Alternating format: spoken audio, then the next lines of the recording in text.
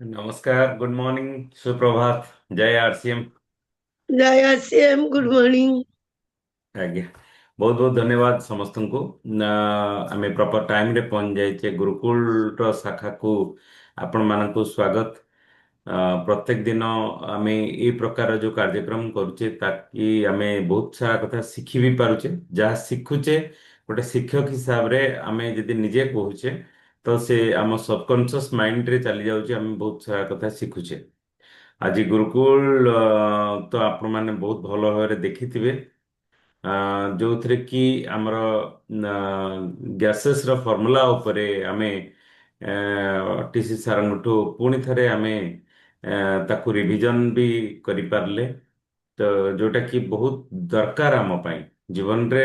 ଆମେ ଯଦି ଆଗକୁ ବଢିବା କୁ ଚିନ୍ତା କରିବା ତାହେଲେ ଆମେ ଆଗକୁ ବଢିପାରିବା। ତ ସେଥିଲାଗି ଆମେ ଚେଷ୍ଟା କରିବା ଦରକାର ଯେ ଜୀବନରେ କେମିତି ଆମେ ଆଗକୁ ବଢିବା। ତ ସେଥିଲାଗି ଏ ଯୋଉ ଫର୍ମୁଲା ଅଛି ଆରସିଏମ ରେ ଆମେ ଗ୍ରୋଥ କରିବା ପାଇଁ, ତ ସେ ଫର୍ମୁଲାକୁ ଆପଣେଇବା ନିହାତି ଦରକାର। ଗ୍ୟାସେସ୍ ର ଫର୍ମୁଲା ଯେମିତି ଜି ଫର୍ ଗ୍ରୋଥ, ଆମେ ଗ୍ରୋଥ କରିବା। ଆଉ ଏ ଫର୍ ଆକ୍ଟିଭ ଧର୍ମେ ବୃଦ୍ଧି, ଆମେ ଆକ୍ଟିଭ ହେଇକି କେମିତି ଆକ୍ଟିଭ କରେଇକି ଆମ ଟିମରେ ଗ୍ରୋଥ କରେଇବା। ଏସ୍ ଫର୍ ସ୍ୱୟଂ ଖରିଦାରୀ, ଆମେ ନିଜେ କେମିତି ପରଚେଜ କରିବା, କୋଉ ଉପାୟରେ ପରଚେଜ କରିବା। ଆଉ ତା ସହିତ ଆପଣଙ୍କର ଇ ଫର୍ ଏକ ରୂପ ଶିକ୍ଷା, ଆମେ ଗୋଟିଏ ପ୍ରକାରର ଶିକ୍ଷା କେମିତି ଆମେ ନେବା। ତ ତା ଉପରେ ବହୁତ ଭଲ ଭାବରେ ଆମେ ଆଜି ଶିଖିଲେ। ଆଉ ଏସ୍ ଫର୍ ସେବା, ସ୍ୱାସ୍ଥ୍ୟ ଆଉ ସଂସ୍କାର ଉପରେ ବହୁତ ଭଲ ଭାବରେ ଶିଖିଲେ। ଆଉ ତା ସହିତ ଗୁଡ୍ ଡଟ୍ ର ବି ଆଜି ବହୁତ ବଢିଆ ବଢିଆ ରେସିପି। ଆଉ ଗୁଡ୍ ଡଟ୍ ଗୋଟେ ଏଭଳି ଗୋଟେ ପ୍ରଡକ୍ଟ, ମୁଁ କହିବି ଯେ ଇଏ ଆମର ଭାରତରେ ହିନ୍ଦୁସ୍ତାନରେ ଇଏ ପ୍ରଡକ୍ଟ ଆମକୁ ଗୋଟେ ନୂଆ ଦିଶା ଆମକୁ ଦେଖେଇ ଦେଇ ପାରିଛି। କାହିଁକି ନା ପ୍ରାଣୀମାନଙ୍କ ପ୍ରତି ଗୋଟେ କରୁଣାର ଭାବ, ସେମାନଙ୍କର ବଞ୍ଚିବାର ବି ଅଧିକାର ଅଛି। ତ ତାକୁ ଗୁଡ୍ ଡଟ୍ ଆମକୁ ଶିଖେଇ ଦେଇଛି। ଆଉ ତା ଦ୍ୱାରା ଆମେ ବହୁତ ସାରା ସାଥୀ ଯୋଉମାନେ କି ଆଗରୁ ବିଭିନ୍ନ ପ୍ରକାରର ମାଂସ କିମ୍ବା ଏସବୁ ଆମିଷ ଦ୍ରବ୍ୟ ଖାଉଥିଲେ, ତ ଧୀରେ ଧୀରେ ସେମାନେ ବି ନିଜକୁ ବୁଝିପାରୁଛନ୍ତି ଯେ ଜଣେ ଅ, କୁ ଶାକାହାରୀ ହବା ନିହାତି ଦରକାର। ତ ଗୁଡ୍ ଡଟ୍ ର ଆଜି ବି ଆମେ India let's together, let's cook together, ତାର ଯୋଉ ଏବେ ଚାଲିଛି ରେଜିଷ୍ଟ୍ରେସନ ଚାଲିଛି। ତ ୟା ଭିତରେ ମୁଁ ଦେଖିଲି କି ଆରତୀ ଅପାଙ୍କର ବି ଇଣ୍ଟରେଷ୍ଟ ଅଛି। ତ ଇଏ ସେସନ ଚାଲିଥିଲା ବେଳେ ମୁଁ ତାଙ୍କର ନିଜର ରେଜିଷ୍ଟ୍ରେସନ ବି କରିଦେଲି। ଆପଣଙ୍କ ପାଖକୁ ଲିଙ୍କ ବି ପଳେଇ ଆସିବ। ଆ- ଆ, ତ ସମସ୍ତେ ନିଜ ନିଜର ବି କରିଦେବେ, ରେଜିଷ୍ଟ୍ରେସନ ବି ନିଜ ନିଜର କରିଦେବେ। ତାକି ଯାହାର କୁକିଂ ରେ ଇଣ୍ଟରେଷ୍ଟ ଅଛି ତ କରିଦେବେ।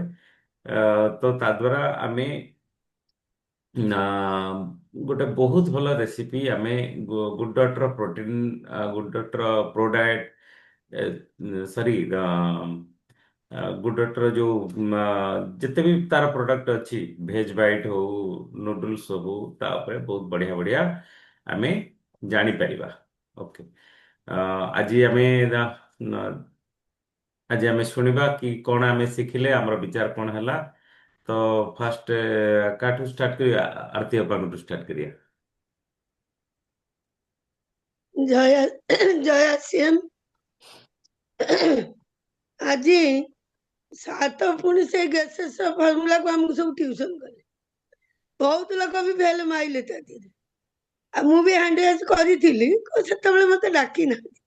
କାହିଁକି ନା ସେ ବା କହୁଛନ୍ତି ଆଗେ ପୁରୁଣା ଲୋକଙ୍କୁ ଆଉ ଡାକିବାନି, ନୂଆ ଲୋକଙ୍କୁ ଡାକିବା। ଏଥର ଆମେ ପୁରୁଣା ହେଇଗଲୁଣୁ ଗୁରୁକୁଳରେ, ଜାଣିପାରିଲେ, ସେଥିପାଇଁ ଡାକିଲେନି। ତାପରେ ଗୁଡର ଯୋଉ ସେ କହିଲେ ଇଣ୍ଡିଆ ଲେଟ୍ସ, ଯୋଉ ଆମର ଯୋଉ କୁକ୍ ଟୁଗେଦର ଯୋଉ ଟୁଗେଦର। କଣ୍ଟାକ୍ଟ, ହଁ, କୁକୁ ଯୋଉ କଣ୍ଟାକ୍ଟ ହବ ଇଏ, ସେଥିରେ ରେଜିଷ୍ଟ୍ରେସନ କଥା ସେ କହିଲେ।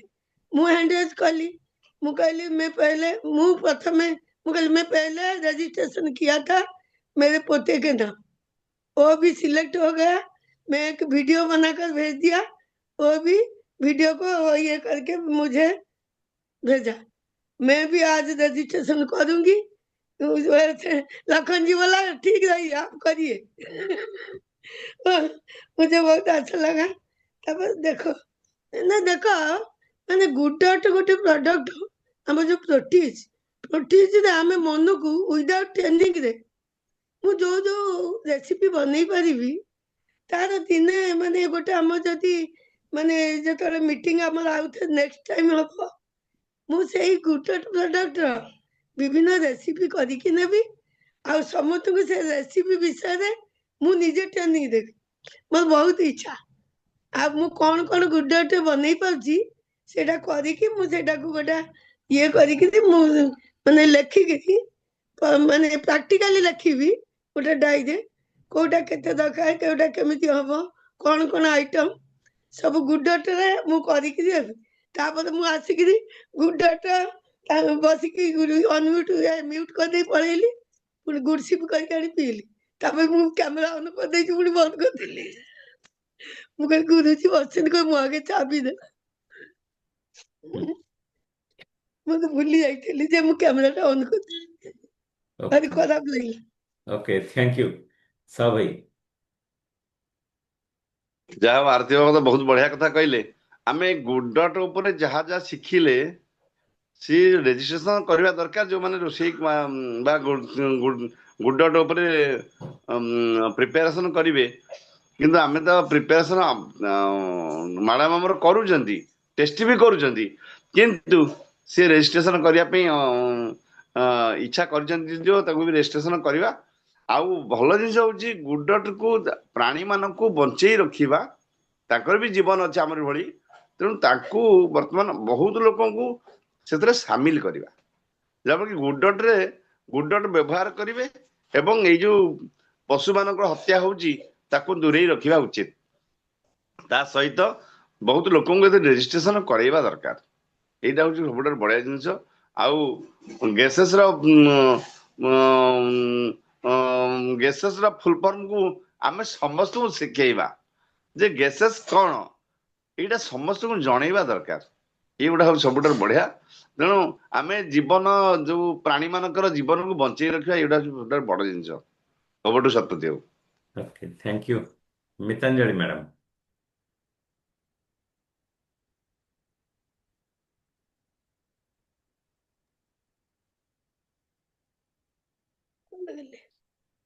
ଆଜ୍ଞା କୁହନ୍ତୁ ମ୍ୟାଡ଼ାମ। ହ୍ୟାଲୋ ସାର୍ ନମସ୍କାର। ନମସ୍କାର ନମସ୍କାର ମ୍ୟାଡ଼ାମ। ଗୁଡ ତ ଆମେ ସମସ୍ତେ ଖାଉଛୁ। ମୋର ଗୋଟେ ସାଙ୍ଗକୁ ଦେଇଥିଲି ସେ ମତେ କହିଲା ଆରେ ମିତା ତୁ କଣ ମାଂସ ଗୁରା ଖାଉଛୁ କିରେ ଶୁଖିଲା ମାଂସ ଗୁରା ଏମିତି ରାନ୍ଧିକି ଖାଉଛୁ। ସେ ବହୁତ ଭଲ କହିଲା। ଆଉ ଗୁଡସ୍ ତ ମାନେ ଆତ୍ୟପା ଯାହା କହିଲା ସବୁ ପ୍ରକାର ସେ ରାନ୍ଧି ପାରିବ ତାର ସେଇ କଳା ଅଛି। ଆମେ ତାଠାରୁ କିଛି ଶିଖିବା ଆଉ। Very good. ଆଜ୍ଞା ନମସ୍କାର ସାର୍। ଓକେ ନମସ୍କାର। ତ ଏଇଟା ଗୋଟେ ବହୁତ ଭଲ ଭାବରେ ହଉଛି ଯେ ଅଲ ଓଭର ଇଣ୍ଡିଆରେ ଯୋଉ ପ୍ରୋସେସ୍ ଶିଖାଯାଉଛି ତ ସେ ପ୍ରୋସେସରେ ଆମେ ରେଜିଷ୍ଟ୍ରେସନ କଲେ ଆମେ ବି ସେଥିରେ ପାର୍ଟିସିପେଟ ଆମେ କରିଦେଇ ପାରିବା। ତ ସେଥିରେ ଯେ ରେସିପି ସେଥିରେ ଲଗାନ୍ତି ସେଥିରେ ଯିଏ ଶିଖଉଛନ୍ତି ସେ ୱାର୍ଲଡ ଲେଭେଲରେ ତାଙ୍କର ବି ବହୁତ ବଢିଆ ତାଙ୍କର କୁକ୍ ସେ ଜଣେ ତ ତାଙ୍କୁ ଆମେ ତାଙ୍କଠୁ ଶିଖିପାରିବା। ଓକେ ଶିବ ବାବୁ। ସାର୍ ନମସ୍କାର ଜୟ ଆସିନ୍ ସାର୍। ଆଜ୍ଞା ଚିତ୍ତ ବାବୁ ଆଚ୍ଛା କୁହନ୍ତୁ। ବେଳେବେଳେ ତ ସମୟ ଟିକେ କ୍ଷୀର କଲେକ୍ସନ ଟାଇମ ବ୍ୟସ୍ତ ରହିଲା ଆଉ ଯୋଉ ଜଏନ୍ କରିପାରୁନି ଆଉ ଆଜି ତଥାପି ଚାଲିଛି କ୍ଷୀର କଲେକ୍ସନ ଜଏନ୍ କଲି ଆଉ। ମେନ୍ ଜିନିଷ ହଉଛି କଣ ଆଜି ଯୋଉ ବର୍ତ୍ତମାନ ଗୁରୁକୁଳ ଯୋଉ ପ୍ରୋଗ୍ରାମ ଆଜି ଆଲୋଚନା କରାଗଲା ତା ଯୋଉ ଗୋଟେ ଜିନିଷ ମୁଁ ଜାଣିବାକୁ ପାଇଲି ବର୍ତ୍ତମାନ ଆମର ଯୋଉମାନେ ବିଭିନ୍ନ ଗଲତ ଉପାୟରେ ଇନକମ ର ମାଧ୍ୟମ ଦେଖିକିରି ସେମାନେ ଇନକମ କରିବାକୁ ଚେଷ୍ଟା କରୁଛନ୍ତି ସେଇଟା କେବେ ତାଙ୍କ ଜୀବନକୁ ସରସ ସୁନ୍ଦର ବନେଇ ପାରିବନି। ଯାହାଟା କରିବା ଆମେ ସତ୍ମାର୍ଗରେ ରହିକି କରିବା। ଯେମିତି ଆମର ଭାଗବତରେ ଲେଖା ଅଛି ଧନ ଅର୍ଜିବ ଧର୍ମ କରି ଧର୍ମେ ପ୍ରାପତ ନରହରି। ତେଣୁ ସେ ଯୋଉ ଧନ ଅର୍ଜନ କରିବାର ଯୋଉ ମାଧ୍ୟମ ଯୋଉ ତରିକା ଆମେ ଯୋଉ ଗଲତ ଉପାୟରେ ସବୁ ବିଭିନ୍ନ ପ୍ରକାର ଉପାୟରେ ଆମେ ତାକୁ ଆପଣେଇକିରି ଯୋଉ ପ୍ରକାର କରୁଛେ ସେଇଟା ଆମେ ନ କରିକିରି ଆମେ ସତ୍ ମାର୍ଗରେ ଉଚିତ ମାର୍ଗରେ ଆମେ ଧନ ଅର୍ଜନ କରିବାଟା ଏଇଟା ହେଲା ଆମର ସବୁଠୁ main point. Thank you sir. Over to sir. Okay, thank you. Amiya babu କୁହନ୍ତୁ।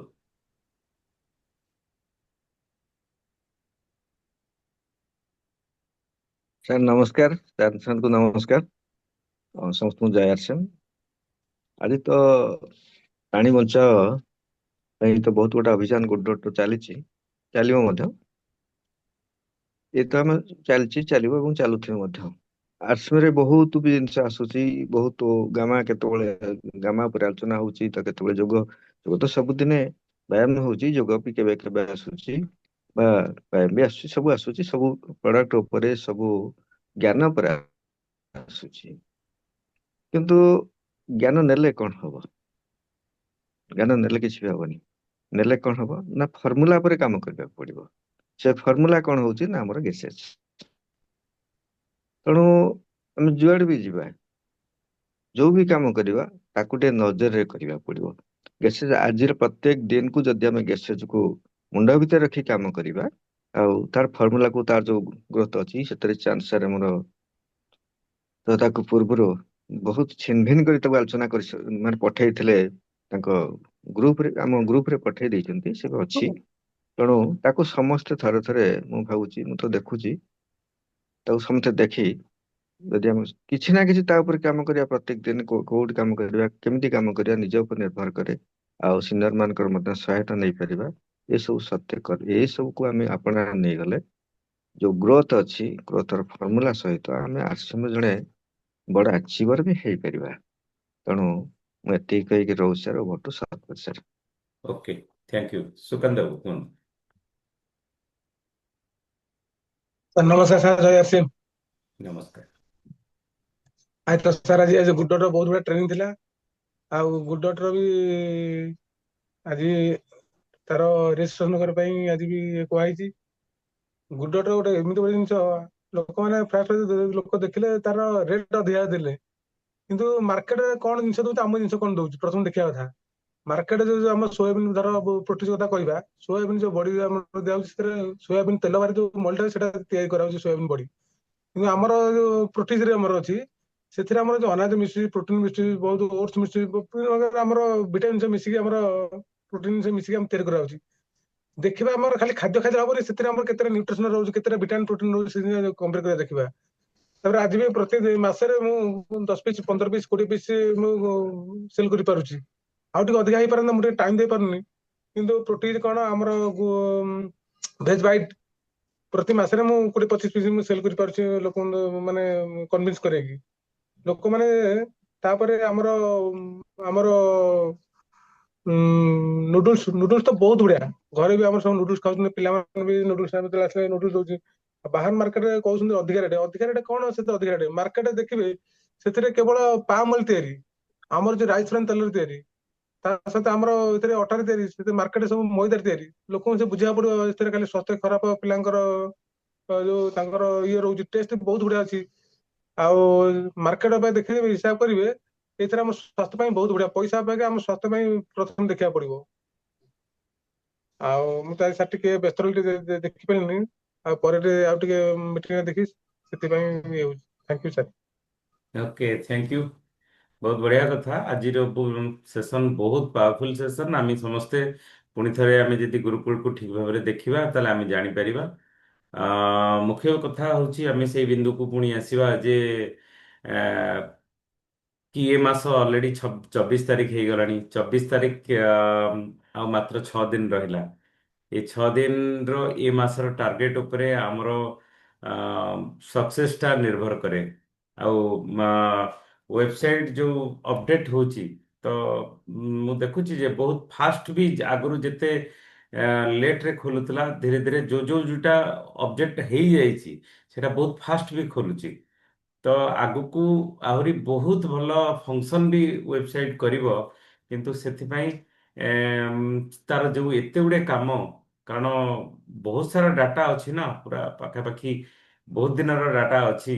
ଯେବେଠୁ ୱେବସାଇଟ୍ ଷ୍ଟାର୍ଟ ହେଲା ଆଜି ପର୍ଯ୍ୟନ୍ତ ବହୁତ ଡାଟା ଅଛି। ତ ସବୁଗୁଡା ଡାଟାକୁ ସେ ପୁରୁଣା ସଫ୍ଟୱେରରୁ ଆଣିକି ନୂଆ ସଫ୍ଟୱେରରେ ଇନଷ୍ଟଲ କରିବା ପାଇଁ ଇଏ ତ ଅଲରେଡି ଟାଇମ୍ ଲାଗୁଛି।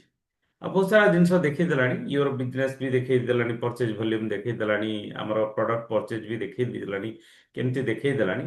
କିନ୍ତୁ ଏଇଠି କହିବା କଥା ଯେ ଯେମିତି ଆମେ ଲିଷ୍ଟ ବାହାରିଥିଲା ସେ ଲିଷ୍ଟ ବର୍ତ୍ତମାନ ସୁଦ୍ଧା ବାହାରିନି, ହୁଏତ ଆଜି ବି ବାହାରିପାରେ। କିନ୍ତୁ ଆମେ ଏ ମାସର ଯୋଉ ଟାର୍ଗେଟ ଆମର ରହିଛି ତା ପାଇଁ କୌଣସି ବି ପରିସ୍ଥିତି ପାଇଁ ଆମେ ଯଦି ଆମେ ଟାର୍ଗେଟକୁ ଦୂରେଇ ଯିବା ତାହେଲେ ଆମେ ଭଗବାନଙ୍କୁ କଣ ଉତ୍ତର ଦେବା? ଇଏ ସବୁ ଯାହା ବି କିଛି ହଉଛି ଇଏ ସବୁ ଗୋଟେ ମୁଁ କହିବି କି ଇଏ ପରମାତ୍ମାଙ୍କର ଗୋଟେ ବିଚାର ଯେ ଯେକୌଣସି ପରିସ୍ଥିତି ହେଲେ ବି ସୁଦ୍ଧା ଆମେ ହାରିବା ଲୋକ ନୁହେଁ, ଆମେ ଜିତିକି ଦେଖେଇବା। ତ ସେଥିଲାଗି ଏ ମାସର ସମସ୍ତଙ୍କୁ ନିଜେ ନିଜେ ଆମର ରିଲେସନ ରଖିକି ଆମ ଟିମ୍ ସହିତ ରିଲେସନ ରଖିବି, ପୁରୁଣା ଯୋଉ ଲିଷ୍ଟ ଅଛି ଆମ ପାଖରେ ସେ ଲିଷ୍ଟରେ ଆମେ ତାଙ୍କୁ ଫୋନ କରିବା, ସେମାନଙ୍କ ସହିତ ରିଲେସନ ବିଲ୍ଡ କରିବା। ତ ୟା ଦ୍ୱାରା ଆମେ ଆମର ଏ ମାସର ଟାର୍ଗେଟକୁ ବି ଆହୁରି ବଢେଇ ପାରିବା। ଆଉ ଆ, ଯୋଉମାନେ ବିପରୀତ ପରିସ୍ଥିତିରେ ନ- ନିଜକୁ ନିଜର କାମକୁ ସଫଳ କରିକି ଦେଖାନ୍ତି ସେଇମାନଙ୍କୁ ହିଁ ସୁରବୀର କୁହାଯାଏ। ତ ସେଥିଲାଗି ଆମେ ଏଥିରେ ଆଗକୁ କାମ କରିବା ନିହାତି ଦରକାର। ଆଉ ଗତକାଲି ବି ଆମେ ଯୋଉ ହେଲ୍ଥ କ୍ୟାମ୍ପ କରିଥିଲୁ ବହୁତ ଭଲ ଲୋକ ଆସିଥିଲେ। 30-40 ଜଣ ଲୋକଙ୍କର ଗତକାଲି ହେଲ୍ଥ ଚେକଅପ୍ ବି ହେଇଥିଲା। କିନ୍ତୁ ଚାନ୍ଦ ସାର୍ଙ୍କ କହିବା କଥା ଅନୁସାରେ ଆଉ ସେଟା ବି ସମସ୍ତେ ମାନିବା ନିହାତି ଦରକାର ଯେ ଆ, ଯୋଉମାନଙ୍କର ହେଲ୍ଥ ଚେକଅପ୍ ହେଲା ଇଏ ଗୋଟେ ଇଣ୍ଟ୍ରୋଡକ୍ସନ ହେଲା, ମାନେ ପ୍ରିଲିମ୍ କାମ ହେଲା। ତ ତାଙ୍କୁ ଆଜି ଫୋନ କରିବା ନିହାତି ଜରୁରୀ, କାରଣ 24 ଘଣ୍ଟା ହେଇଗଲେ ସେମାନେ ଭୁଲିଯିବେ। ତ ତାଙ୍କୁ ଫୋନ କରିବା, ତାଙ୍କୁ ଫିଡବ୍ୟାକ୍ ପଚାରିବା ଯେ ଇଏ ଯୋଉ ହେଲ୍ଥ ଚେକଅପ୍ ହେଲା ଆପଣ ତା ଉପରେ କଣ ଆପଣଙ୍କ ମତାମତ ରହିଲା। ତ ତାକୁ ଯଦି ଆମେ ଫୋନ କରିକି ପଚାରିବା, ଯୋଉ ନମ୍ବର ଅଛି ଆମ ପାଖରେ, ତ ସେଟା ଗୋଟେ ଆରମ୍ଭ ହଉଛି ଯେ ଆମ ଗୋଟେ ସିଷ୍ଟମକୁ ତିଆରି କରିବାରେ ଏଟା ଗୋଟେ ଆରମ୍ଭ ମାତ୍ର। ତ ଇଏ ଆରମ୍ଭ କାମରେ ଆମେ ଯଦି ଠିକ ଭାବରେ ଆମେ ଯୋଗଦାନ ଦେଇଦେଲେ, ତା ଦେହରେ ବହୁତ ସାରା ଲୋକ ଆସୁଥିଲେ ଯେ ଇଏ ପ୍ରଡକ୍ଟ ଆମେ କୋଉଠୁ ପାଇବୁ। ଇଏ ଇଏ ମୁଁ ସମସ୍ତଙ୍କୁ ଆରତି ଅପାଙ୍କ ନମ୍ବର ଦେଇଦେଲି, ମାନେ ଆରତି ଅପାଙ୍କ ସହିତ ଯୋଗାଯୋଗ କରିବାକୁ କହିଲି। ମୁଁ କହିଲି ସିଏ ଆପଣଙ୍କୁ ଫୋନ କରିବେ, ମାନେ ସେ ଓଲଟି ଖୁସି ହେଇଗଲେ ଯେ ଆମକୁ ଫୋନ କରିବେ। ମୁଁ କହିଲି ହଁ ଆପଣଙ୍କୁ ବି ଫୋନ କରିବେ, ଆମେ ସେବା କରିବା ପାଇଁ ଆସିଛୁ, ଆପଣଙ୍କର ସେବା ହବ। ତ ଲୋକ ଭାରି ଖୁସି ବି ହେଲେ। ଯାହା ହଉ ବହୁତ ବଢିଆ ହେଲା। ଆଗକୁ ଆମେ ସବୁ ଜାଗାରେ ଏଇ ଟାଇପର ପ୍ରୋଗ୍ରାମ ଯଦି କରିବା ତାହେଲେ ଆମେ ହେଲ୍ଥ କ୍ୟାମ୍ପ ମାଧ୍ୟମରେ ବି ବହୁତ ସାରା ନୂଆ ଲୋକଙ୍କ ପାଖକୁ ପହଞ୍ଚିଯିବା। ଆଉ ଯୋଉ ପର୍ଯ୍ୟନ୍ତ ନୂଆ ଲୋକଙ୍କ ପାଖକୁ ଆମେ ନ ଯାଇଛେ ତାହେଲେ ଆମେ ଯେତିକିରେ ଅଛେ ସେତିକିରେ ରହିଯିବା, ଆମେ ତ ପୋଖରୀ ପାଣି ହେଇକି ରହିଯିବା, ଆମେ ଆଉ ନଈ ପାଣି ହେଇପାରିବାନି। ତ ସେଥିଲାଗି ଆମେ ବହୁତ ସାରା ଆମର ସଂଖ୍ୟାକୁ ଆମେ ବଢେଇବା ନିହାତି ଜରୁରୀ। ଓକେ, ସାର୍ ଅଛନ୍ତି ଚାନ୍ଦ ସାର୍, ଆମେ ତାଙ୍କୁ ଇନଭାଇଟ କରିବା। ସାର୍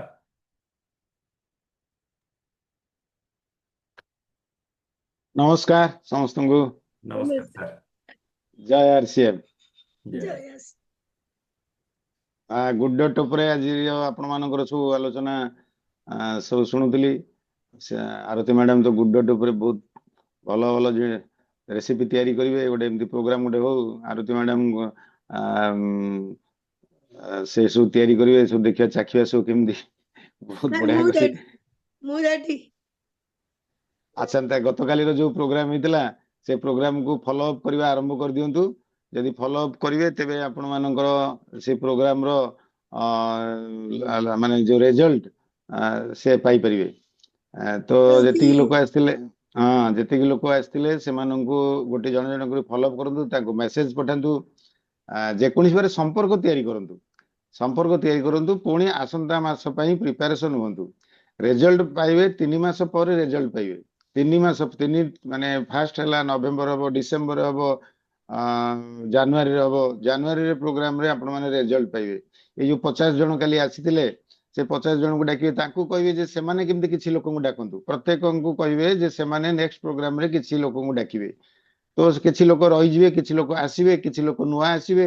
ଏଇଭଳି ଭାବେ ଚାଲିବ। 3 ମାସ ପରେ ଦେଖିବେ ତାକୁ ଛାଣି ହେଇକିରି କିଛି ଲୋକ ବାହାରି ପଡିବେ, ଯୋଉମାନେ କି ପ୍ରଡକ୍ଟ ସହିତ ଆଟାଚମେଣ୍ଟ ରହିବ, ହେଲ୍ଥ କ୍ୟାମ୍ପ ପ୍ରତି ତାଙ୍କର ଭଲବାସା ଗୋଟେ ରହିବ, ଅନ୍ୟମାନଙ୍କର କେମିତି ହେଲ୍ଥ ଭଲ ରହିବ ସେଥିପାଇଁ ସେମାନେ ମଧ୍ୟ ସହଯୋଗ କରିବେ। ତ ଆପଣ ମାନେ ମିନିମମ୍ 3 ମାସ କଣ୍ଟିନ୍ୟୁ କରିବେ। ତାପରେ 4th, 5th, 6th ମାସ ବେଳକୁ ଆପଣଙ୍କର ବିଜନେସ ବଢି ଚାଲିବ ଆଉ ସେମାନଙ୍କ ମାଧ୍ୟମରେ ମଧ୍ୟ ଅନ୍ୟାନ୍ୟ ଜାଗାରେ ହେଲ୍ଥ କ୍ୟାମ୍ପ ମଧ୍ୟ ପାଇଁ ସେମାନେ ମଧ୍ୟ ଇଣ୍ଟରେଷ୍ଟେଡ ହେବେ ଏଇ ଜାଗାରେ କରିବା ତାଙ୍କର କୋଉ କୋଉ ଜାଗାରେ କରିବା ପାଇଁ ଇଣ୍ଟରେଷ୍ଟ এইଭଳି ଭାବେ ବଢିବ ଯଦି ଏକୁ ଫୋକସ କରାଯିବ।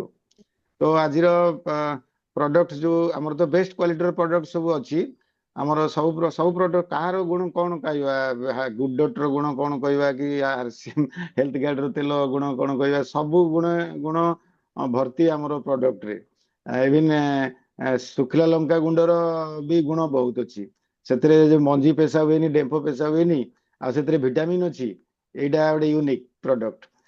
ହଳଦୀ ଗୁଣ୍ଡର ବି ଅଛି କାର୍କୁମିନ୍ ଅଛି ଯୋଉଟା କି କ୍ୟାନ୍ସର କୁ ଭଲ କରେ ସେ ପ୍ରକାର ପ୍ରଡକ୍ଟ ହଳଦୀ ଗୁଣ୍ଡର ବି ଅଛି। ତ ତେଣୁ ସବୁ ପ୍ରଡକ୍ଟ ଭଲ କିନ୍ତୁ ପ୍ରଡକ୍ଟ ଆମର ପ୍ରକୃତରେ ଯଦି ଆମେ ଆମର ଲକ୍ଷ୍ୟ କଣ ଆମର ଲକ୍ଷ୍ୟ ପ୍ରଡକ୍ଟ ଦେଖିବାକୁ ଗଲେ ଆମର ଲକ୍ଷ୍ୟ ପ୍ରଡକ୍ଟ ବିକ୍ରି କରିବା ଖାଲି ନୁହେଁ ଆମର ବଡ ଲକ୍ଷ୍ୟ ସେ ବଡ ଲକ୍ଷ୍ୟ ହଉଛି କଣ ପାସିଭ ଇନକମ୍ ଫାଇନାନ୍ସିଆଲ ଇଣ୍ଡିପେଣ୍ଡେନ୍ସ ସ୍ୱାସ୍ଥ୍ୟ କେମିତି ଭଲ ରହିବ ନାରୀ ଶକ୍ତି ଜାଗରଣ ହବ ଇଏ ସବୁ ବହୁତ ବଡ ଲକ୍ଷ୍ୟ ନେଇକିରି ପ୍ରଡକ୍ଟ ଗୋଟେ ମାଧ୍ୟମ। ତ ପ୍ରଡକ୍ଟ ଆମର ମନେ କରନ୍ତୁ ଆପଣ ଦିଲ୍ଲୀ ଯିବେ ଦିଲ୍ଲୀ ହଉଛି ଆମର ଟାର୍ଗେଟ କିନ୍ତୁ ଦିଲ୍ଲୀ ଯିବା ପାଇଁ ଭୁବନେଶ୍ୱରରୁ ଆପଣଙ୍କୁ ବହୁତ ପ୍ରକାରର ସାଧନ ଅଛି ଆପଣଙ୍କର ବନ୍ଦେ ଭାରତ ହଉଛି ବେଷ୍ଟ କ୍ୱାଲିଟିର ସାଧନ ତ କିନ୍ତୁ ସେଥିରେ ରେଟ୍ ବହୁତ ଅଧିକା ଯିବା କିନ୍ତୁ ଆମର ପ୍ରଡକ୍ଟ ହଉଛି ସେଇ ପ୍ରକାର ମାଧ୍ୟମ କିନ୍ତୁ ରେଟ୍ ବହୁତ କମ୍ ଏଇ ମାଧ୍ୟମ ଦ୍ୱାରା ଆମେ ସେଇ ଲକ୍ଷ୍ୟକୁ ପୂରଣ କରିବା। ତେଣୁ ଏଥିରେ ଗୋଟେ କଥା ଅଛି ଯେମିତିକା ଇଟ୍ ଟୁ ଲିଭ୍ ବଞ୍ଚିବା ପାଇଁ ଖାଇବା ୟା ଖାଇବା ପାଇଁ ବଞ୍ଚିବା ଲିଭ୍ ଟୁ ଇଟ୍ ଖାଇବା ପାଇଁ ବଞ୍ଚିବାଟା ଠିକ ହବ ନା ବଞ୍ଚିବା ପାଇଁ ଖାଇବା। ତ ଆମେ ଯଦି ବଞ୍ଚିବା ପାଇଁ ଖାଇବା ଅର୍ଥାତ ଆମର ଲକ୍ଷ୍ୟ ହବ ବଞ୍ଚିବା ଆମେ ଭଲ ଭାବେ ତେଣୁ ଭଲ ଖାଦ୍ୟ ଟିକେ ଖାଇବା ଦରକାର। ଆମର ଯାହାର ଉଦ୍ଦେଶ୍ୟ ଖାଲି ଖାଇବା ଖାଲି ଏକୁ ଖାଇବା ତାକୁ ଖାଇବା ସବୁବେଳେ ଅନେକ ଲୋକ ଏମିତି ଅଛନ୍ତି ତାଙ୍କର ଖାଲି ଖାଇବା ହିଁ ଉଦ୍ଦେଶ୍ୟ ଖାଲି ଖାଇବା ଖାଲି ସେତେବେଳେ ଭାରି ଖାଇବା ସେ ପ୍ରକାର ମାନସିକ ଅବସ୍ଥା ବହୁତ ଘାତକ ବହୁତ କ୍ଷତିକାରକ ନିଜର ଶରୀରର ସେମାନେ ଦେଖନ୍ତି ନାହିଁ ଆଉ ତାପରେ ଅନ୍ୟର ମଧ୍ୟ ଶରୀର ଖରାପ ହେଇଯାଏ। ତେଣୁ ବଞ୍ଚିବା ପାଇଁ ଖାଇବା ସେଇଭଳି ତାହେଲେ ମାଧ୍ୟମ ହଉଛି ଆମର ବଞ୍ଚିବା ଯୋଉ ଆମର ଲକ୍ଷ୍ୟ ଭଲରେ ବଞ୍ଚିବା ନିଜର ଅନ୍ୟ ସମାଜର ଉନ୍ନତି କରିବା ପରିବାରର ଭଲ କରିବା ଦେଶ ନିଜ ପାଇଁ କିଛି କରିଦେଇ ନିଜର ପରିବାର ପାଇଁ କିଛି କରିବା ଅନ୍ୟମାନଙ୍କ ପାଇଁ କିଛି କରିବା ଇଏ ଯେମିତିକା ଟିସିଜିଙ୍କର ଆଜି ଟିସିଜି ଯୋଉ କାମ କରିଗଲେ କରୁଛନ୍ତି ଆଉ କରି ଚାଲିଛନ୍ତି ସିଏ ଇତିହାସ ହେଇକିରି ରହିବ। ତ ଟିସିଜିଙ୍କ ସହିତ ଯୋଉମାନେ ସବୁ ଆଜି ସାରା ଭାରତରେ ଲକ୍ଷ ଲକ୍ଷ ଲୋକ ମଧ୍ୟ ଯୋଡିକିରି ଅଛନ୍ତି ସେମାନଙ୍କର ମଧ୍ୟ ଉଦ୍ଦେଶ୍ୟ ହେଲାଣି ଧୀରେ ଧୀରେ କଣ ଆମେ ଏମିତି କାମ କରିବା ଯାହାଦ୍ୱାରା କି ସେଥିପାଇଁ ଆମକୁ ମାଧ୍ୟମ ହଉଛି କଣ ନା ବଞ୍ଚିବା ପାଇଁ ଟିକେ ଭଲ ଖାଦ୍ୟ ଦରକାର। ତ ସେଇଭଳି ଆମର ଏଇ ଯୋଉ RCM ର ଯୋଉ ଲକ୍ଷ୍ୟ ସେ ଲକ୍ଷ୍ୟର ପୂରଣ କରିବା ପାଇଁ ପ୍ରଡକ୍ଟ ହଉଛି ଗୋଟେ ମାଧ୍ୟମ କିନ୍ତୁ ଆମର ଲକ୍ଷ୍ୟ ହଉଛି କଣ ଆମର ଫାଇନାନ୍ସିଆଲ ଇଣ୍ଡିପେଣ୍ଡେନ୍ସ ଆମର କେମିତି ଟିମ୍ ବଢିବ ଟିମ୍ ୱାର୍କ ବେଶୀ ହବ ଲୋକ କେମିତି ବେଶୀ ଆସିବେ ମିଟିଂରେ ବେଶୀ ଲୋକ ବସିବେ ଇଏ ସବୁ ଯଦି ଲୋକଙ୍କୁ ନେଇକିରି ନା ଆମେ ଯଦି ଲୋକଙ୍କ ସହିତ ସଂଗଠନ ନ କରିପାରିବା ଲୋକଙ୍କ ସହିତ ନ ମିଶିବା ଲୋକଙ୍କ ସହିତ କଥାବାର୍ତ୍ତା ଠିକ ନ କରିବା ତାହେଲେ ଆମର ଲକ୍ଷ୍ୟ ପୂରଣ କରିବା କଣ। ତ ସେଥିପାଇଁ ଆପଣ ମାନେ ଚିନ୍ତା କରନ୍ତୁ 2 ଜଣ ରୟାଲଟି ଆଚିଭର ଅଛନ୍ତି ବର୍ତ୍ତମାନ ପ୍ରେମାନନ୍ଦ ସାହୁଜୀ ଆଉ ଅମିୟ କୁମାର ମହାରଣା ଜୀ 2 ଜଣ ଆମର ଲିଡର ଅଛନ୍ତି ତ ଦାୟିତ୍ୱ ବେଶୀ ତାଙ୍କର ସେମାନେ କେମିତି ଲୋକ ସଂଗଠନ ଭଲ ଭାବେ ହବ ତାଙ୍କର ଟିମର ଆଉ ସେମାନେ କେମିତି ମିଟିଂ ଅର୍ଗାନାଇଜ କରିବେ ଆଉ ସେମାନେ କେମିତି ଜୁମ ରେ ବେଶୀ ଲୋକ ବସେଇ ପାରିବେ ସେଥିପାଇଁ ଚେଷ୍ଟା କରିବା ଦରକାର। ଏଇ ମିଟିଂ ରେ ବସିବା ପାଇଁ 1.5 ଘଣ୍ଟା ଯଦି ଯୋଉମାନେ ବସି ପାରୁନାହାନ୍ତି ସେମାନଙ୍କୁ ଏଇ ଅଧଘଣ୍ଟାରେ ବସିବା ପାଇଁ ଆପଣ ମାନଙ୍କୁ ମୋଟିଭେସନ କରିବା ପାଇଁ 1.5 ମାସ ହେଇଗଲାଣି କିନ୍ତୁ ସେମାନଙ୍କୁ କଣ ସେମାନେ ଆସିପାରୁନାହାନ୍ତି ଆପଣ ହୁଏତ ଚେଷ୍ଟା କରୁଥିବେ। ତ ଆମେ ଏବେ ଆଲୋଚନା କରିବା କଣ ଗୋଟେ ଆମର ଗୋଟେ ପ୍ରୋଗ୍ରାମ କରିବା କି କାଉନସେଲିଂ କରିବା ଯେ ଆମେ କେମିତି ଭାବରେ କୋଉ କାରଣରୁ କଣ ଆପଣ ମାନେ ଲୋକମାନଙ୍କ ସହିତ କେମିତି ଭାବରେ କଥାବାର୍ତ୍ତା କରୁଛନ୍ତି କେମିତି ଭାବରେ ତାଙ୍କୁ ଡାକୁଛନ୍ତି ଯାହାଦ୍ୱାରା କି ସେମାନେ ଆପଣଙ୍କ କଥା ଶୁଣୁନାହାନ୍ତି। ଏଇ ତ କଥା ନା ଆପଣ ମାନଙ୍କର କଥା ଆପଣ ମାନେ ସବୁ ରୟାଲଟି ଆଚିଭର ଆଉ ଆପଣ ମାନଙ୍କର ଲିଡର ଆପଣଙ୍କର କଥାକୁ ସେମାନେ କାହିଁକି ଶୁଣୁନାହାନ୍ତି ତାହେଲେ କୋଉ ପ୍ରକାର ଆପ୍ରୋଚ ଆପଣ ମାନେ କରୁଛନ୍ତି ସେ ଆପ୍ରୋଚ ରେ ଯଦି ଭୁଲ ହଉଛି ତାହେଲେ ସୁଧାରିବାକୁ ପଡିବ ତାକୁ ଆମେ ସୁଧାରିବା ଆପଣ ମାନେ ମତେ ଆମକୁ କହିବେ, ମତେ କହିବେ ଶତପଥୀ ସାର୍ ମୁଁ ଆପଣ ମାନେ ବସିକିରି ଆମେ ଆଲୋଚନା କରିବା ଯେ ଲୋକଙ୍କୁ ଇନଭାଇଟିଂ କରିବାରେ, ଲୋକଙ୍କୁ ଏଇ ପ୍ରୋଗ୍ରାମ ଆଣିବା ପାଇଁ କଣ ଅସୁବିଧା ହଉଛି କଣ, ଆପଣ ମାନେ କେମିତି ଭାବରେ ଡାକୁଛନ୍ତି, କେମିତି ଭାବରେ କହୁଛନ୍ତି, ସେଥିପାଇଁ ତ ବହୁତ ବାର କରାଯାଇଛି। ଆପଣ ମାନେ କାଉନସିଲିଂ କରନ୍ତୁ, ତାଙ୍କ ସହିତ ମିଶନ୍ତୁ, ତାଙ୍କ ସହିତ କଥାବାର୍ତ୍ତା କରନ୍ତୁ, ତାଙ୍କୁ ମୋଟିଭେସନ ଦିଅନ୍ତୁ, ଆଉ ତାଙ୍କୁ ଡାକନ୍ତୁ। ଯଦି ତାଙ୍କୁ ଅର୍ଗାନାଇଜ କରିକିରି ତାଙ୍କୁ ସହିତ ହୋମ ମିଟିଂ କରିବା, ସେଥିରେ ଗୁରୁକୁଳ ବିଷୟରେ କହିବା, ଗୁରୁକୁଳ ପରେ ଆମର ଏଇ ଯୋଉ ପ୍ରୋଗ୍ରାମ ହଉଛି ସେ ପ୍ରୋଗ୍ରାମରେ କଣ ଲାଭ ହଉଛି ଏ ବିଷୟରେ ତାଙ୍କୁ କହିବା, ତା ଦ୍ୱାରା ତାଙ୍କୁ ଆଟେଣ୍ଡ କରିବା ପାଇଁ କହିବା, ସହଯୋଗ କରିବା ତାଙ୍କୁ।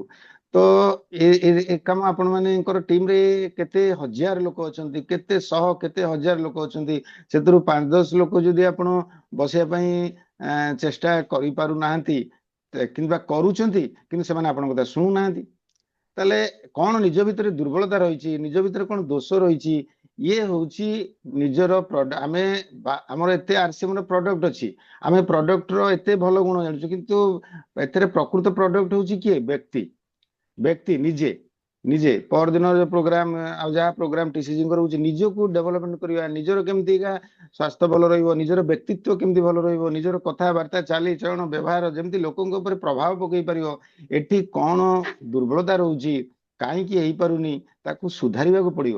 ନିଜର ପ୍ରଡକ୍ଟଟାକୁ ଯଦି ଆମେ ଠିକ ନ କରିବା, ଆମର ତ ପ୍ରଡକ୍ଟ ବେଷ୍ଟ କ୍ୱାଲିଟିର, ଅନ୍ୟର ପ୍ରଡକ୍ଟ ବିଷୟରେ, ଆମର RCM ର ପ୍ରଡକ୍ଟ ବିଷୟରେ ଆମେ ବହୁତ ଭଲ କଥା କହୁଛେ, ଆମେ ଯୋଉ ପ୍ରଡକ୍ଟ ଆମର ପ୍ରଡକ୍ଟକୁ କେମିତି ଆମେ ଆହୁରି ସୁଧାରିବା, କେମିତି ଭଲ କରିବା, ସେ ବିଷୟରେ ଯଦି ଚିନ୍ତା କରିବା ହଉଛି, ଆଉ ତାକୁ ହିଁ କରିବା ହଉଛି RCM ବିଜନେସ ର ସମସ୍ତଙ୍କଠୁ ବଡ ମାନେ ଲକ୍ଷ୍ୟ, ବ୍ୟକ୍ତି ବିକାଶ, ନିଜକୁ ବିକାଶ କରିବେ, ଯାହାଦ୍ୱାରା କି ଅନ୍ୟ ଉପରେ ପ୍ରଭାବ ପକେଇ ପାରିବ, ଅନ୍ୟମାନେ ଆମ କଥାକୁ ଶୁଣିବେ। କେତେବେଳେ ଆମେ ଆମ 4-5 ଜଣ ଭିତରେ ଆମେ କଥା କହିଦଉଛେ, କିନ୍ତୁ ଆମ କଥାକୁ ଆମେ 4-5 ଜଣ ବସିକି ଶୁଣୁଛେ, ଆପଣ ମାନେ କହୁଛନ୍ତି ଆମେ 5-7 ଜଣ ବସିକି ଶୁଣୁଛୁ, ମୁଁ ବି କହୁଛି ଆପଣ ମାନେ ଶୁଣୁଛନ୍ତି। ଯଦି ମୁଁ ଆଉ ଅନ୍ୟ 50 ଲୋକଙ୍କୁ କହିବି ଆଉ ସେମାନେ ଯଦି ନ ଶୁଣିବେ ମୋ କଥା, ତାହେଲେ ମୋର ମୂଲ୍ୟ କିଛି ନାହିଁ। ତାହେଲେ ସେଥିପାଇଁ ମୋର କଣ ଭୁଲ ରହୁଛି ସୁଧାରିବାକୁ ମତେ ପଡିବ, ମତେ ସୁଧାରିବାକୁ ପଡିବ। ନିଜକୁ ସୁଧାରିବାକୁ ଯଦି ନ ଚେଷ୍ଟା କରିବା, ତାହେଲେ ନଭେମ୍ବର ତ ସରିଗଲା, ଏବେ ଦେଖନ୍ତୁ କ୍ଲୋଜିଂ ଆଉ 4 ଦିନ ରହିଲା। କ୍ଲୋଜିଂ ର ମାନେ କଣ ଆପଣ ଜାଣିଛନ୍ତି? କ୍ଲୋଜିଂ ମାନେ କଣ? କ୍ଲୋଜିଂ ମାନେ ହଉଛି ଭାରି ସରଳ କଥାରେ ନିଜର ଟିମ୍ ସହିତ କ୍ଲୋଜ ହେବା। ଏଇ ଉପରେ କ୍ଲୋଜିଂ ର ସବୁ ନିର୍ଭର କରୁଛି, କେତେ ଆପଣ ନିଜ ଟିମ୍ ସହିତ କ୍ଲୋଜ ହେଇପାରୁଛନ୍ତି, ଅର୍ଥାତ୍ ତାଙ୍କର ନିକଟତର କେତେ ହେଇପାରୁଛନ୍ତି, ତାଙ୍କ ସହିତ ଘନିଷ୍ଠ କେତେ ହେଇପାରୁଛନ୍ତି, ତାଙ୍କର ଆଟାଚମେଣ୍ଟ କେତେ ବଢି ପାରୁଛନ୍ତି। ଏଇଥିରେ ହିଁ କ୍ଲୋଜିଂ ର ବଡ ଫର୍ମୁଲା ରହୁଛି, ଏଥିରେ ହିଁ ଗ୍ରୋଥ ର ଫର୍ମୁଲା ସେଇଠି ରହୁଛି। ଆମର କାମ ହେଲା ଲୋକଙ୍କ ସହିତ କ୍ଲୋଜ ହବା। ତ କ୍ଲୋଜ ଯଦି ନ ହେବେ, ତାହେଲେ ସେମାନେ ମିଟିଂକୁ ଆସିବେନି, ସେମାନେ ଜୁମରେ ବସିବେନି, ସେମାନେ ବିଜନେସ କରିବା ପାଇଁ ତାଙ୍କର ମେଣ୍ଟାଲିଟି ହବନି, ଆପଣ ଯଦି କ୍ଲୋଜ ରେ ଆମେ ନ ରହିବା। ତ ଆପଣ ମାନେ କ୍ଲୋଜ ହେବା ପାଇଁ କଣ ଅସୁବିଧା ହଉଛି, କାହିଁକି କ୍ଲୋଜ ହେଇପାରୁନାହାନ୍ତି, କ୍ଲୋଜ ଯଦି ହଉଛନ୍ତି ତାହେଲେ ତାଙ୍କ ଉପରେ କାହିଁ ପ୍ରଭାବ ପଡି ପାରୁନି, ସେଠି ଆମର ଭିତରେ କଣ ଦୋଷ ରହୁଛି, ଏସବୁ ବିଷୟରେ ଚିନ୍ତା ଟିକେ କରନ୍ତୁ। ଆପଣ 2 ଜଣ ରୟାଲିଟି ଆଚିଭର ଅଛନ୍ତି, ଅମିୟ ସାର୍ ଅଛନ୍ତି ଆଉ ପ୍ରେମାନନ୍ଦ ସାର୍ ଅଛନ୍ତି, କିନ୍ତୁ ଦେଖନ୍ତୁ ଆରତୀ ମ୍ୟାଡାମଙ୍କର 50 ଲୋକଙ୍କୁ ଏକାଠି କରିପାରିଲେ, 50 ଲୋକଙ୍କୁ ଏକାଠି କରିପାରିଲେ, ସିଏ ହଉଛନ୍ତି ମାନେ ସାହୁ ବାବୁଙ୍କର ଟିମ ର ଜଣେ ଲିଡର। ତାଙ୍କର କଣ କ୍ୱାଲିଟି ଅଛି, ତାଙ୍କର କଣ କ୍ୱାଲିଟି ଅଛି ଯାହା ଦ୍ୱାରା କି ସିଏ ପ୍ରତ୍ୟେକ ମିଟିଂରେ ଲୋକଙ୍କୁ ଅର୍ଗାନାଇଜ କରିପାରୁଛନ୍ତି। ତାଙ୍କ ଟିମରେ ମିତାଞ୍ଜଳି ମ୍ୟାଡାମ ବସୁଛନ୍ତି, କେତେବେଳେ ପ୍ରବୀଣା ମ୍ୟାଡାମ ବସୁଛନ୍ତି, ତାଙ୍କ ଟିମରେ ବି 2-3 ଜଣ ବସି ପାରୁଛନ୍ତି। ତ ତେଣୁ ତାଙ୍କ ପାଖରେ ଏଇଭଳି କିଛି ଏମିତି କ୍ୱାଲିଟି ଅଛି ଯାହା ଦ୍ୱାରା କି ସିଏ ପ୍ରଭାବିତ କରିପାରୁଛନ୍ତି, ଅନ୍ୟମାନଙ୍କୁ ବସି ପାରୁଛନ୍ତି। ଏଇ ହଉଛି RCM ର ଲିଡର ର ସକ୍ସେସ ର ଫର୍ମୁଲା, ଅନ୍ୟକୁ ପ୍ରଭାବିତ କରିପାରିବା। ଆଉ RCM ର ପ୍ରଡକ୍ଟସ ବାବଦରେ ଆମେ ସିନା ଡିସ୍କସନ କରିଦଉଛେ, କିନ୍ତୁ ଏ ପ୍ରଡକ୍ଟସ କୁ ଅନ୍ୟକୁ କହିବା ଦ୍ୱାରା ସିଏ ପ୍ରଭାବିତ ହେଇକିରି ତାକୁ ୟୁଜ କରିବ, ସେଇଟା ବି ବଡ କଥା। ତେଣୁ ଆପଣ ମାନଙ୍କୁ ଏତିକି ମୋର କହିବା କଥା, ନିଜର କଣ କୋଉଠି ଆମର କୋଉଠି କଣ ଆମର ଦୋଷ ରହୁଛି, ଆମର ବ୍ୟବହାରରେ, ଆମର କଥାବାର୍ତ୍ତାରେ, ଆମର ଚାଲିଚଳନରେ, ଯେ ଲୋକଙ୍କ ଉପରେ ଆମର ପ୍ରଭାବ କମ ହେଇଯାଉଛି, ଯେ ଲୋକଙ୍କୁ ଆମେ ଅର୍ଗାନାଇଜ କରିପାରୁନେ, ଲୋକଙ୍କୁ ଆମେ ଏକାଠି କରିପାରୁନେ, ଲୋକଙ୍କୁ ଆମେ ମିଟିଂରେ ବସେଇ ପାରୁନେ। ଏଇ ଦେଖନ୍ତୁ 1.5 ମାସ ହେଇଗଲାଣି, ଏଇ ମିଟିଂରେ ଆମେ 2-4 ଜଣ ମଧ୍ୟ ବସେଇ ପାରିଲେନି। ୟାଠୁ ବଢି ଆମର ମାନେ କଣ ଦୁର୍ବଳତା, ଦକ୍ଷତାର ଅଭାବ, ଆମର କେତେ ଦୁଃଖର କଥା କୁହନ୍ତୁ। ନିଜକୁ ଚିନ୍ତା କଲେ ନିଶ୍ଚିତ ଭାବରେ ଆପଣ ଦୁଃଖ ମନେ କରୁଥିଲେ। ସେଥିପାଇଁ ମୁଁ ଆଲୋଚନା କରିବା କାହିଁକି ହେଇପାରୁନି। ତ ଆଜି ଆପଣମାନେ ଏ ବିଷୟଟି ଚିନ୍ତା କରିବା ପାଇଁ ମୁଁ ଏତିକି କଥା ଆପଣମାନଙ୍କୁ କହିଲି। ସେଥିପାଇଁ ଆପଣମାନେ ଟିକେ ଫିଲ୍ କରିବେ ଆଉ ଚିନ୍ତା କରିବେ, ନିଜକୁ ସୁଧାରିବା ପାଇଁ ଚେଷ୍ଟା କରିବେ। 2 ଜଣ ଆପଣ ରୟାଲିଟି ଆଚିଭର ଅଛନ୍ତି। ଥ୍ୟାଙ୍କ ୟୁ, ବହୁତ ବହୁତ ଧନ୍ୟବାଦ। Over to Satapathy babu. Okay, thank you sir. Actually ବହୁତ ଭଲ କଥା ସାର୍ କହିଲେ କି କ୍ଲୋଜିଂ ମାନେ କ୍ଲୋଜ ହବା, ଟିମ୍ ସହିତ କ୍ଲୋଜ ହବା। ଯେତେ ଅଧିକ କ୍ଲୋଜ ହେଇପାରିବା ସେତେ ବଡ଼ ପୋଜିସନରେ ଆମେ ଏ ମାସରେ ଆମେ ଯାଇପାରିବା।